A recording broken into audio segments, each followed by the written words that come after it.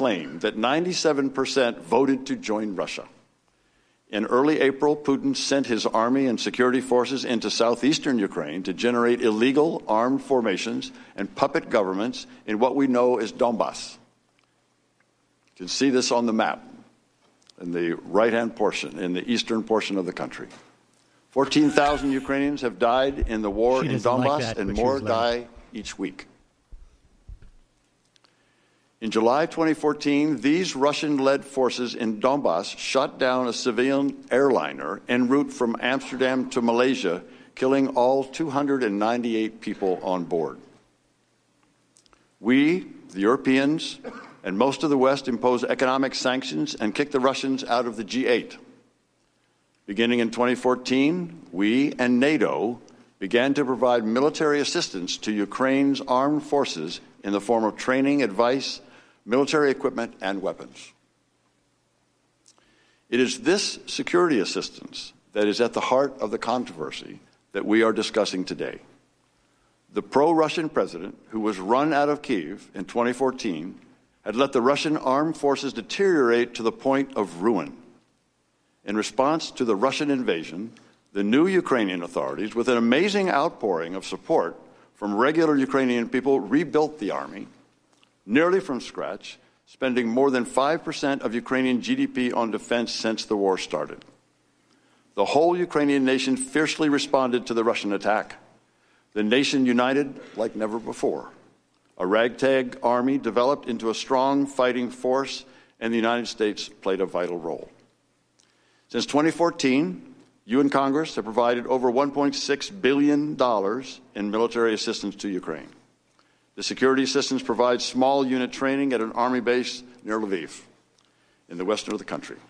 It provides ambulances, night vision devices, communications equipment, counter-battery radar, Navy ships, and finally, weapons.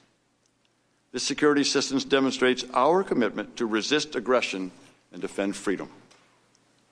During the 2014 to 2016 period, I was serving outside of government and joined two other former ambassadors to Ukraine in urging the Obama administration officials at the State Department, Defense Department, and other agencies to provide lethal defensive weapons to Ukraine in order to deter further Russian aggression.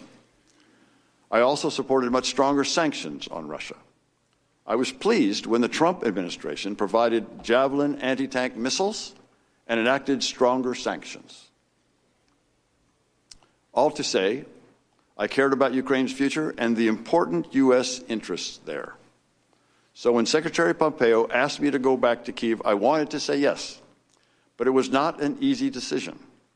The former ambassador, Masha Yovanovitch, has been treated poorly, caught in a web of political machinations both in Kyiv and in Washington. I feared that those problems were still present. I consulted both my wife and a respected former senior Republican official who has been a mentor. I will tell you that my wife, in no uncertain terms, strongly opposed the idea. The mentor counseled, if your country asks you to do something, you do it. When are the Republicans going to subpoena her? I could be effective only if the U.S. policy of strong support for Ukraine, strong diplomatic support, along with robust security, economic, and technical assistance were to continue. And if I had the backing of the Secretary of State to implement that policy. And I worried about what I had heard concerning the role of Rudy Giuliani, who had made several controversial statements about Ukraine and U.S. policy toward the country.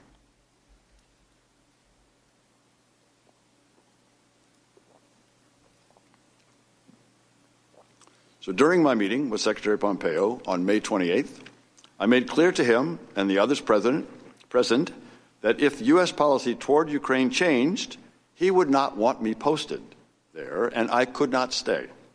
He assured me that the policy of strong support for Ukraine would continue and that he would support me in defending that policy. With that understanding, I agreed to go back to Kyiv because I was appointed by the Secretary but not pretty relevant reconfirmed by the insofar Senate. My as official position was charge what d'affaires the ad interim. policy towards In effect, I was the acting ambassador to Ukraine. Was. I returned to Kyiv on June we're getting 17th, splitting hairs carrying the here, original but, copy of a letter President Trump signed the day after I met with the Secretary. In that letter, President Trump congratulated Trump could have theoretically changed the foreign policy victory to Ukraine, and invited but he him to a meeting because he didn't in the care Oval about Office. that. He cared only about getting Once his I arrived goodies. in Kiev, I discovered a weird combination of encouraging, confusing, and ultimately alarming circumstances. First, the encouraging. President Zelensky was reforming Ukraine in a hurry. He appointed reformist ministers and supported long-stalled anti-corruption legislation. He took quick executive action, including opening Ukraine's high anti-corruption court. With a new parliamentary majority stemming from snap elections, President Zelensky changed the Ukrainian constitution to remove absolute immunity from Rada deputies, the source of raw corruption for 2 decades. The excitement in Kyiv was palpable. This time could be different, a new Ukraine finally breaking from its corrupt post-Soviet past. And yet, I found a confusing and unusual arrangement for making U.S. policy toward Ukraine. There appeared to be 2 channels of U.S. policymaking and implementation, one regular and one highly irregular. As the acting ambassador, I had authority over the regular, formal diplomatic processes, including the bulk of the U.S. effort to support Ukraine against Russian invasion and to help it defeat corruption. Two-track. My colleague, Deputy Assistant Secretary of State George Kent, and our colleagues at the National Security Council were my main points of contact in Washington in this regular channel. This channel is formally responsible for formulating and overseeing the implementation of U.S. foreign policy with respect to Ukraine, a policy that has consistently enjoyed strong bipartisan support, both in Congress and in all administrations since Ukraine's independence from Russia in 1991. At the same time, however, I encountered an irregular, informal channel of U.S. policymaking with respect to Ukraine, unaccountable to Congress, a channel that included then Special Envoy Kurt Volker, U.S. Ambassador to the European Union Gordon Sondland, Secretary of Energy Rick Perry, White House Chief of Staff Mick Mulvaney, and, as I subsequently learned, Mr. Giuliani. I was clearly in the regular channel, but I was also in the irregular one to the extent that Ambassadors Volker and Sondland, including me in certain conversations. Who let Serpico in? Although this irregular channel was well connected in Washington, it operated mostly outside of official State Department channels. The irregular channel began when Ambassador Volker, Ambassador Sondland, Secretary Perry, and Senator Ron Johnson briefed President Trump on May 23rd upon their return from President Zelensky's inauguration. The delegation was as enthusiastic as I would soon become about the new Ukrainian president and urged President Trump to meet with him early on to cement the U.S.-Ukraine relationship. But from what I understood from the participants, President Trump did not share their enthusiasm for a meeting with President Zelensky.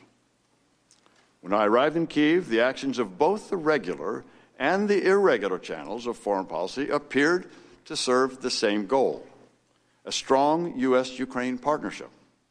But it became clear to me by August that the channels had diverged in their objectives. As this occurred, I became increasingly concerned. That's weird. We planned it. Channel June, divergence. Both channels were trying to facilitate a visit of President Zelensky to the White House for a meeting with President Trump, which President Trump had promised in his congratulatory letter of May 29th. The Ukrainians were clearly eager for the meeting to happen.